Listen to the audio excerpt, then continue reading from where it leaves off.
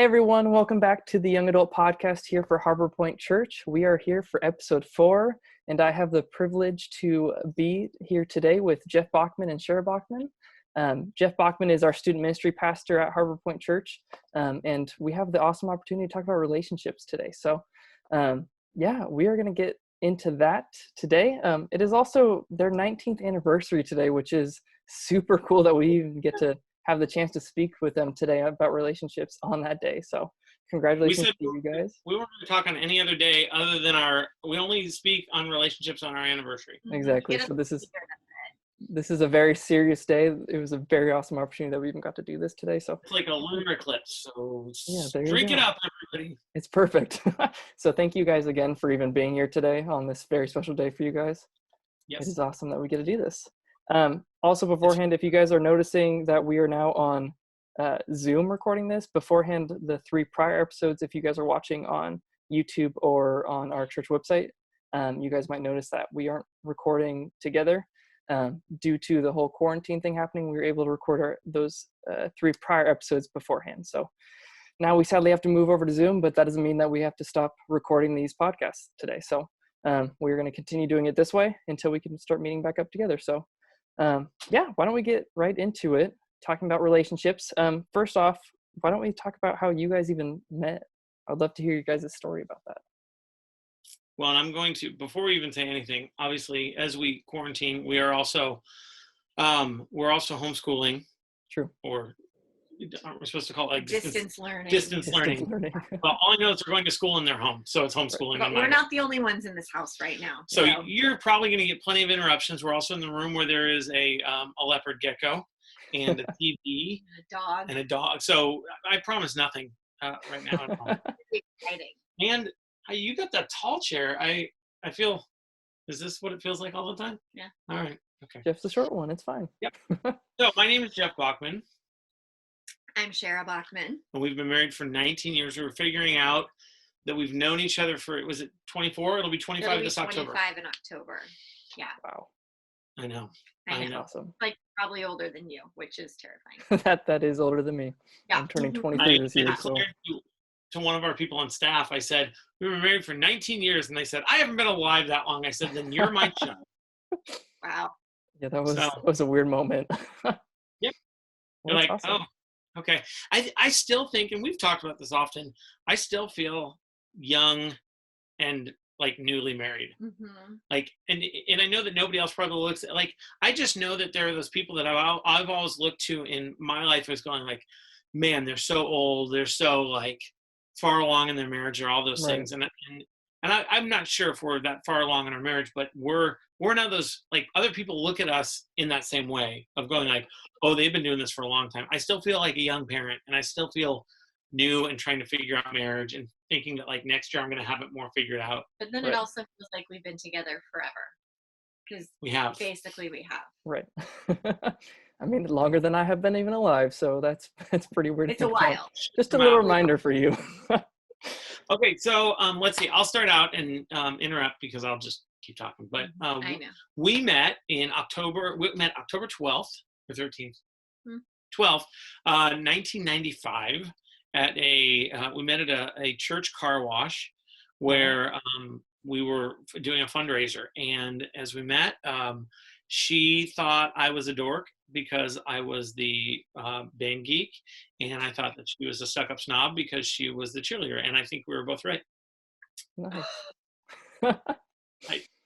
So, and so we met, and I think we actually spent a lot of time for 2 reasons, but we spent a lot of time actually before we ever dated just being friends. We met each other in October, and we didn't actually start dating until next August. The following August. So it was almost a year of hanging out at church and mission trips and me dating somebody else and not being totally honest with my then girlfriend and this girl that I was hanging out with. So I was a contributor of that problem. But so we spent a lot of time, like, I think for a lot of different reasons, our circumstances forced us to just be friends. Yeah, we met at church, and so all of our mutual friends were from youth group, from church, and so that's who we hung out with, and we went to every Christian concert, and I mean, we were just always doing things in community with other, like our friend group. So. Right.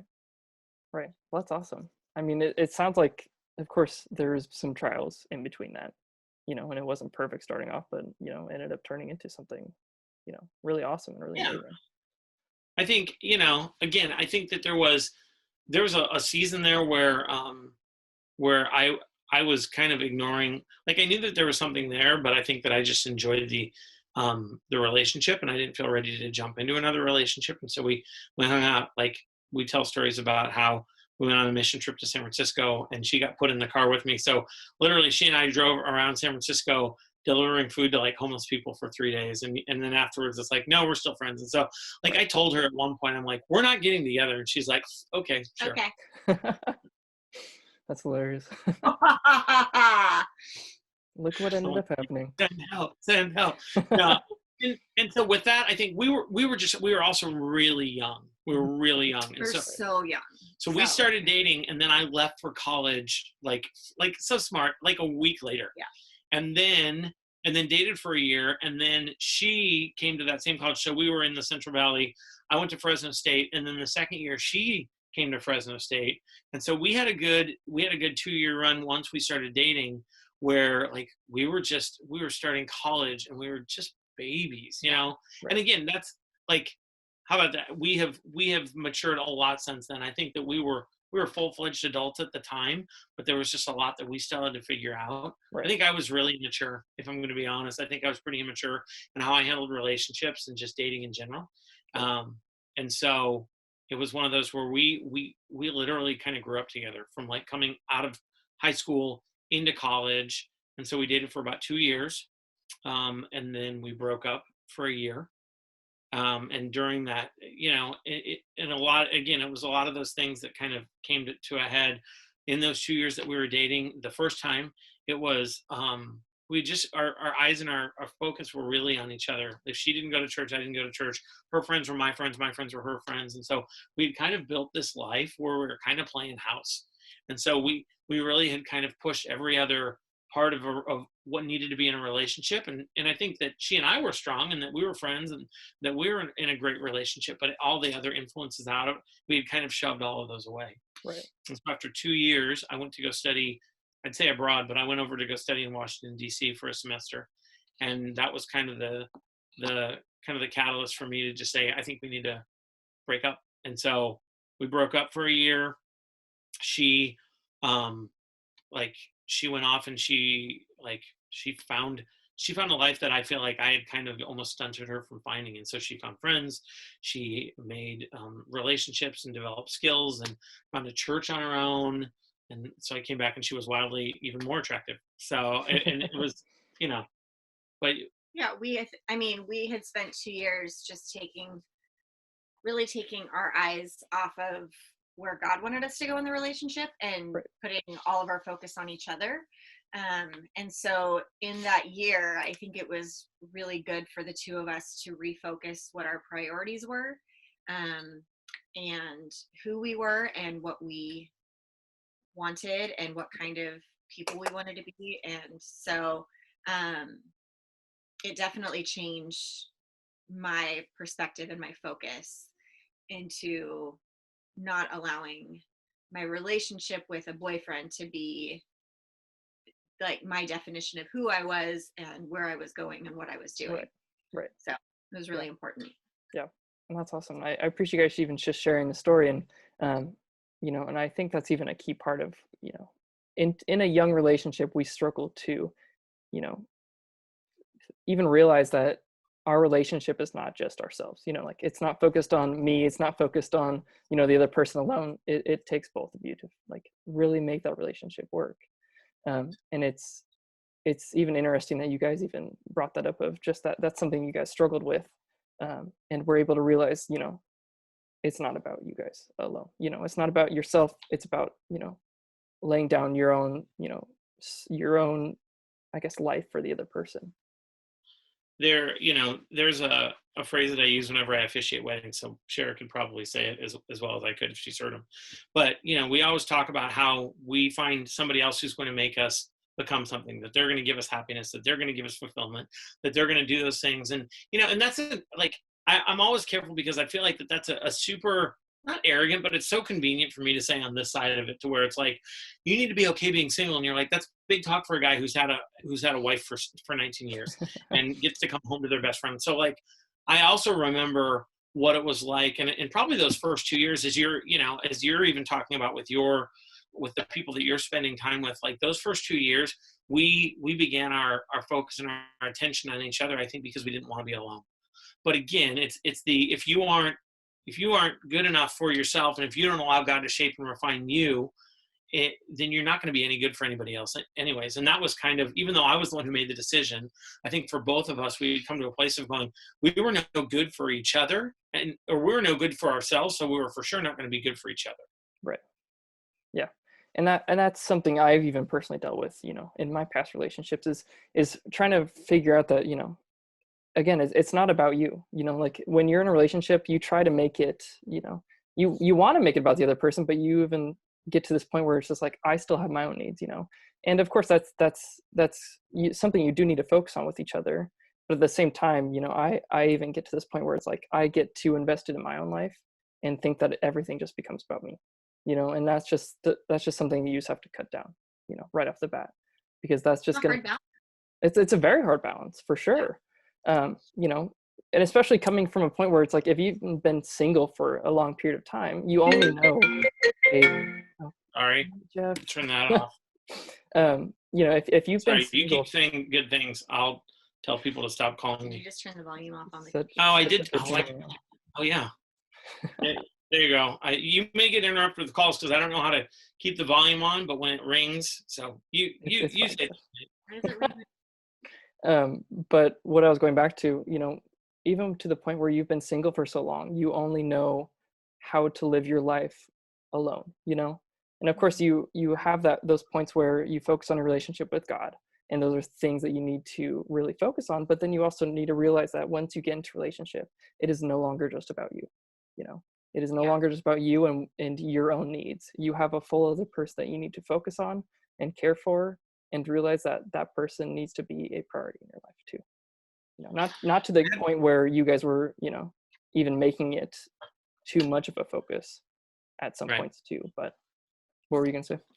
Oh, I had somebody, and this has always stuck with me, because I think there were so many years where again, like the idea of marriage always terrified me.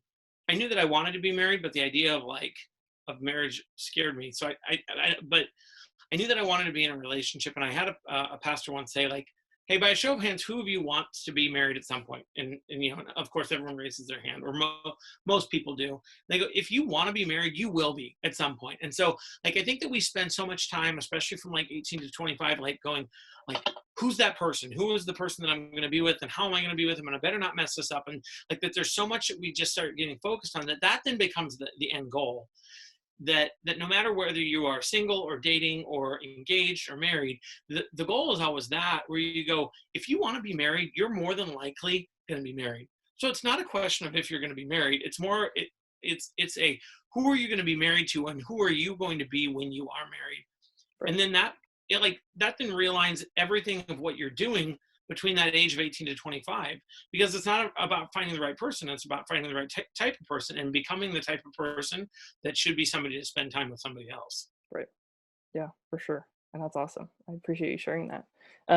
I guess going off of that, and a question for you guys, since there are so many single, and this is a pretty popular age to be single at, and of course, like a lot of people are just entering college, or they're just entering their adult life of outside college, they're young, the whole world is open now. What is something that, or what are some things that they should be prioritizing if they're single, in that time of singleness? Because like you said, we can prioritize so much looking for a relationship and making that be like this big investment in our lives. We're only focusing on that and not focusing in our relationship with God and other people even.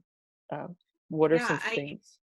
I think it's, you have the ability to be, if you're single, you have the ability to be selfish in a way that you're never going to be able to be selfish again, and that's, with your time, with your your resources. finances, your resources. Like there's so many things that I didn't do,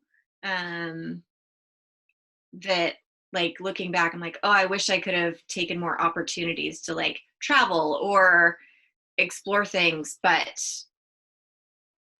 I think it's an opportunity to like that you don't have if you're necessarily in a relationship or married, or like the priorities change and your just a lot of things change in that. And so you have so many opportunities when you are single to do things selfishly. Right. That's kind of great too. Yeah, I think if we like, we have to, especially like what I wish, and I think all I'm going to be doing is reiterating what Shara said, Mhm. is it then becomes us spending that time like intentionally focusing on ourselves, Right. developing ourselves, Our allowing, relationships with God, who yeah, we want to become, all those types of things, which only then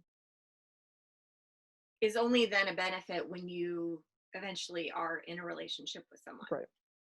so then going, from my perspective, is that I spent all of my time and energy trying to become the most lovable version of Jeff so that Shara would like me better as boyfriend and girlfriend Jeff and Shara.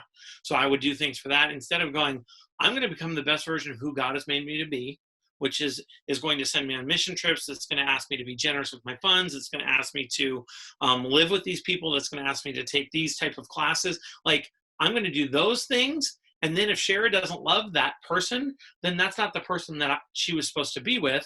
Right. And that's also releasing her to go then be with the person that she's supposed to be with, assuming that she's doing the same thing. But again, it was like, well, what things am I going to do in my life so that she will love me more? Right. Was like, it was just the way backwards way to be doing things. Yeah, and that's totally understanding. Okay, great. So going into a relationship, then moving away from the singleness and entering into a relationship, what were some of the things that you guys had to work through together? You know, what were some of the trials that you guys had to go through, and how did you guys, make it through those things? I mean, I can start, but I feel like I was okay. It was an interesting break for us. We dated for 2 years, took a break for a year, dated for 2 years, and so there's just this very, I mean, it's kind of like this Oreo cookie of of this relationship, and there was like kind of version A and version B. It was again, I think both of us grew up a lot, and I'll speak for myself. I matured a lot in how I viewed relationships. I think again, it was that the first time that she and I had been in a relationship, it was looking as to probably the biggest shift for me was, instead of looking at what I can get out of this relationship and then what I can become so that I can give things to this relationship, it was more of like how can I help you become the person that you're supposed to be, and how can I help myself, and how can I become the person that I'm supposed to be. Right. So it was less transactional, and it was more of just existing. And then as we existed, and again, man, I mean, for our dating relationship, we had a couple pastors and wives that invested in us so heavily, but their whole thing was like, run hard towards God and look to the left and right, and whoever's running at the same speed of you is the people that you should probably spend your time with. Right. So again, instead of going and looking at that person saying, I need to become like that person so then that I can. And again, it was literally like I saw a different person from who I had left to when I came back and watched, and I just sat and I watched Shara live life as a woman who was loving other people and attending church and serving in worship and in different ministries. And so I just watched this young lady, and I say that because I was a young man at the time, but like I watched this young lady who I was wildly attracted to, not because she had gotten more pretty, but because that God was beginning to shape and change the inside of her. Right. Yeah, that's awesome. I think one of the struggles when we got back together for me was not to lose my identity all over again. I think in my time of singleness, I had worked so hard on really discovering who I was as a person, as an adult. It was kind of like my first single adult time out on my own, not living at home. And I had really come to feel very like solid and secure as to who I was as a person, my relationship with God. I was like really investing so much time into that and into the community around me. I think getting back into a relationship, I was scared that I wouldn't, like, figuring out that balance so that we didn't go down the same path again was, I think, definitely an initial struggle. Right. Well, I think it's interesting that in that year that we were apart, we both went through these experiences for us individually that I think that we both needed. I moved to the other side of the country where I didn't have my mom and dad solving problems for me. So I got lost in the middle of Washington, D.C. at 2 a.m. and I had to figure it out on my own because I also didn't have a cell phone to go and call Uber. So like I had to begin to make these adult decisions for myself that I had never made before. And so it really was a growing up for me. And I don't want to speak for you, but you had gone through some medical stuff in that season while I was gone. Yeah. That I think shaped and refined you a bit too. Yeah. Yeah. I mean, yeah, I think in all of it, it was just, the struggle was figuring out how to still be the person I had found that I was, but how do I do that now back in a relationship with this person so that we don't fall into our same. And I think I also definitely at first struggled a little bit with like some trust in that, is this going to end up the same way? Is he going to decide, to call it off again? I think when we got back together, it was very much like, if we are going to do this, then we are like, it's with the intention of pursuing marriage. We're not just going to get together just to like date for fun, because so I think, and then we dated for 2 more years, which felt like a really long time at that point. Probably too long. I'm not saying it was too long. I think it was a long time to date. And, like, and then there's the physical struggle in that too. Mm-hmm. When you've been with someone for 5, we'd known it by the time we got married, we'd known each other for almost 6 years. Right. So that's a long time. And so, yeah, that was a hard struggle too. So it was, I think there's a lot of things really pulling at you when you're trying to chase after Christ, but also like be with your person and figure out what that looks like. Mm-hmm. So yeah, for sure. Another thing I want to bring up too that I've been thinking about as well, like, of course you guys didn't have this struggle when you guys were dating and getting into that relationship, but social media plays such a big factor now. It's a huge factor, especially as, Christians. We see so many of our, friends and family and people we've known and grown up with getting engaged and married. This is such a common time. Like I personally, so many of my friends and so many people I know from high school are getting engaged and married, and that's just playing a huge factor now. Yeah. Well, I think it's an absolute disaster. You are living up to a curated version of what everybody else is doing and being and living. And so you're living on your parents' couch at 23 years old, not only because you're quarantined, but because that job that you were hoping for hasn't come in, and you've gotten your bachelor's and your master's, and you're sitting here going, life hasn't promised me what I thought it was going to. And now all of a sudden, all of your friends have gone and curated their lives, and they're influencers and travelers and this and that. And so I can't even imagine having to try and almost manage another full-blown identity of who I was, in hopes that somebody else would not only fall in love with me, what you see, me, what's in here, but also then me, what you perceive on Tinder or Instagram or. Oh, I would have been the hottest mess. I don't know how many times I've said I'm so grateful that social media did not exist when I was dating, because I would have been a disaster. And I would have been the hottest. No. I probably would have been single forever. But hi, children. Can you make a cake later? Yeah, let's make a sorry, cake everybody. We promised this. We're actually recording something right now. Oh, say hi. Yeah. Can you shut the door all the way? Yeah, let's make a cake afterwards. It's probably for our anniversary. Quarantine. Yeah, quarantine. Yeah. And I mean, I know I'm a 40-year-old woman, and the pressures of social media, looking at other people and how that can affect you when other people are doing the things that you want to do, or living the life that you quote unquote deserve or want, or those types of things. Like, It's I want that hard. now. Yeah. So, and I mean, there's still, I guess I have a husband, I have children, I have all the things that, there was a point in my life that I was like, will I ever have those things? And that's all I want.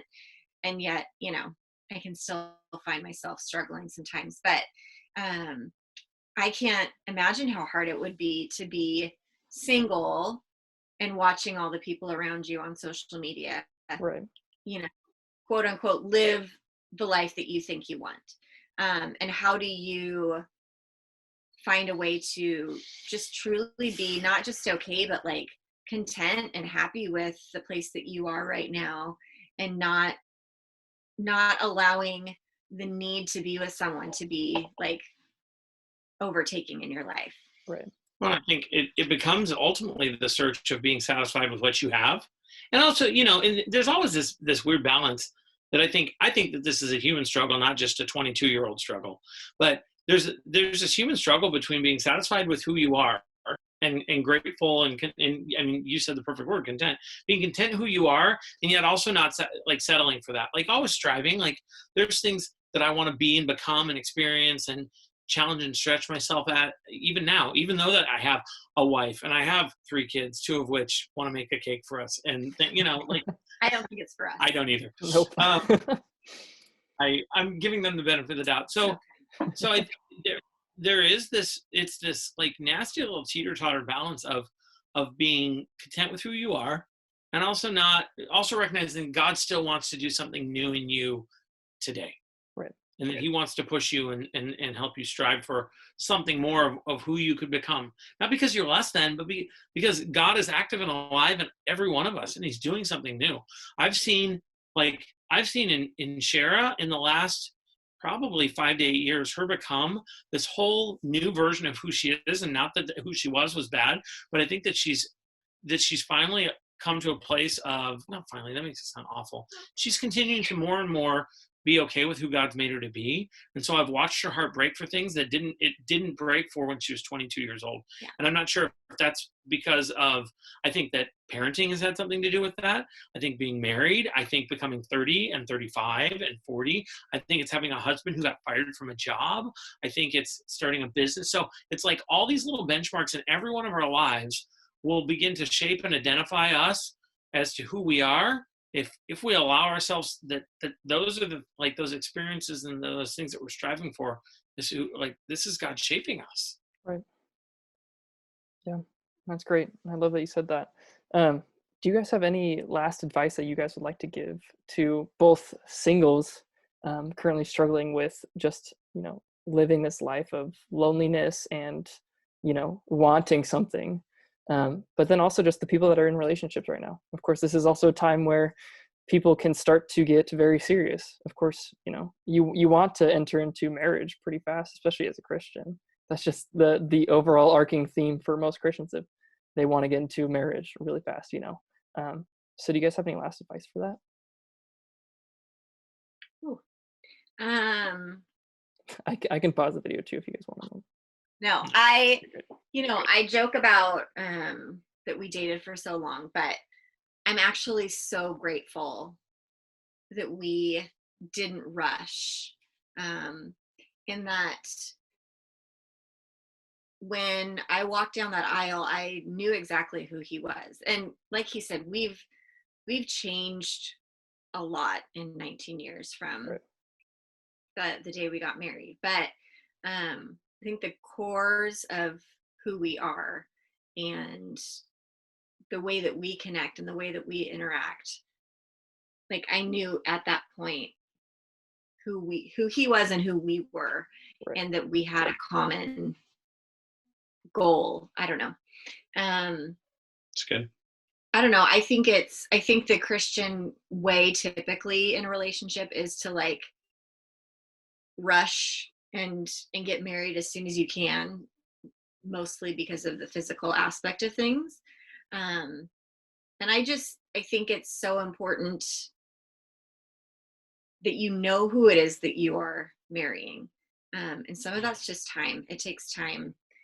And I would much rather spend time dating and getting to know that person and then being content and happy in my marriage than like rushing into it and having so many issues afterwards. I don't know. I think it's really easy to rush things because of.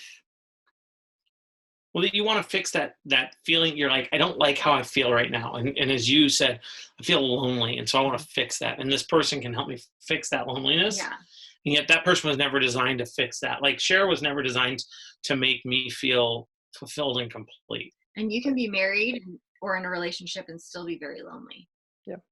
You know, that's the truth of it. So the old adage is it's worse to be, or it's better to be single and wish that you were married than be married and wish that you were single. Right. You know, being single and alone, it's a hard place when, I mean, there's really so many things in life, right? Whether we struggled with infertility for a long time, and the desire to have children. So I can't identify as much with being 25 and still single, right? Because I got married when I was 22. But I can identify with the feeling of wanting something so much that's like so impactful for your whole life and not having the ability to make that happen. And that we wanted children so bad and it just wasn't happening. And so I spent so much time going, is it ever going to happen? This is never going to happen. You know, all those questions and all those things. And now, of course, I can look back and say, you know, well, God's timing was perfect. And now we have 3 kids and it all worked out. But at that time, when you don't know what the future holds, it is really scary. And I think the lesson that I have just learned I feel like God has just had to really beat this one into my head, like in so many hard situations in my life, is just really making a daily decision that I am going to trust him and his plan for my life and know that he can see out so much farther than I can see. And so I'm going to give him today and choose today to trust him with the wants and desires of my heart, and to know that he is going to hold those so carefully and be gentle with it. And he's never let me down. Right. And it's not always come out the way that I wanted it to come out in my life, but I'm always able to look back and say it was better, or that he used the really hard stuff for good. And so there's times when you're single and wanting to be married or wanting to be in a relationship, I think it's a daily choice of saying, I trust that God has that person for me. And I don't know when that day is going to be. It could be today, it could be 10 years from now, but I trust that it's going to be worth it when I finally do find that person. And until then, I'm not going to waste this day. I'm not going to waste the time that I have today wishing for something that's not here yet, but I can make the most of what I have right now and trust him with what I have right now. Right. And to be clear, and I think this is for both of us, but I watched her do it so well. Like, she lived that out, but through tears. So, you know, again, a lot of tears. It wasn't like, I loved how you said, like, I can't necessarily identify with being 25 and wanting to be married, but there was something that we wanted so bad. And I watched her especially like trust God and experience joy through tears, and to say, and yet I will praise you, and yet I will. And it was through tears and pain and crying and frustration. So I think there's an affirmation of saying all those feelings are real. They are a part of who you are. And that's part of the refining and shaping process, that, like, don't run away from that. Like, don't think that you're like, I'm just going to get into a relationship to stop this feeling. And that's going to make everything better. Right. Because it doesn't. Like, if there are core things in you that are, like, if you're struggling with all of these things or working on these things, that doesn't just go away when you get into a relationship. That's not going to, like, being with Jeff doesn't fix my life for me. You know, I love him and I can't imagine my life without him. He's my very best friend and I have the most fun with him. But my life still is hard. There's still a lot of things that are really hard. And I love that I have him there to go through it with me. But just being married or being in a relationship doesn't all this, it's not like the magic wand that makes your life perfect. Right. Yeah, I agree. And I have even personally struggled with that, of just saying like, hey, if I'm just in a relationship, everything will be great again. My life all my loneliness will go away. All my happiness will just magically appear again. Like that's just something that we just get into our heads of, like, just if I'm in a relationship, everything is going to be great. When the reality, Well, I think that's for people like you. That's also a natural inclination. Right. And then what you so wisely said is that you then have a curated slideshow that you watch of other people's lives being so perfect. Right. So if you would just get a better job, a girlfriend, if I get these 5 things, then I'm going to be able to experience what you're experiencing too. Right. So I think the danger in that type of living, though, is that there's always going to be something else, right? Yep. So when you get the relationship and you get the husband, you get the wife, well, then what's next? Now my life's going to be better if I have kids. Now my life's going to be better if I have the big house. Now my life's going to be better, instead of really focusing on what's really important in all of that. So right. I don't know. And in no way want to like trivialize or demean or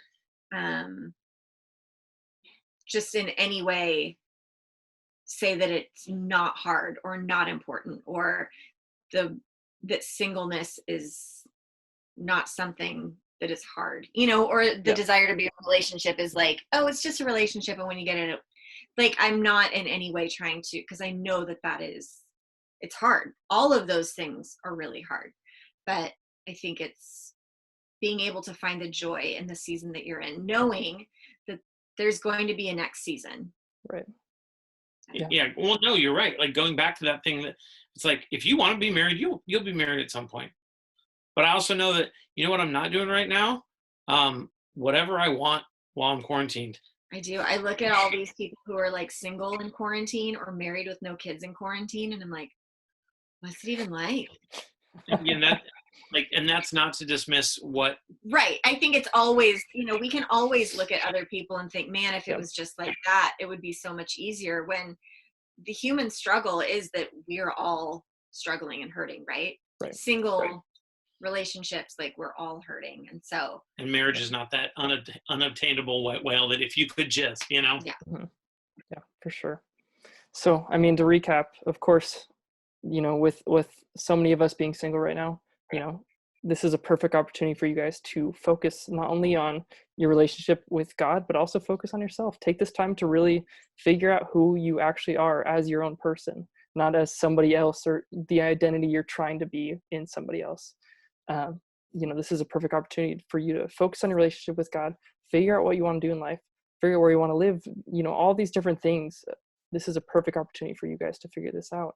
And then don't stress about relationship. The timing will come with, God's perfect timing, because our timing alone is not great. Our timing is usually right now, when things couldn't be, any worse, honestly. God's timing is the most perfect timing, and we have to trust that when God brings in that timing, that's going to be the timing that we actually need in our lives. And so we just have to trust and wait that timing is going to eventually come for us.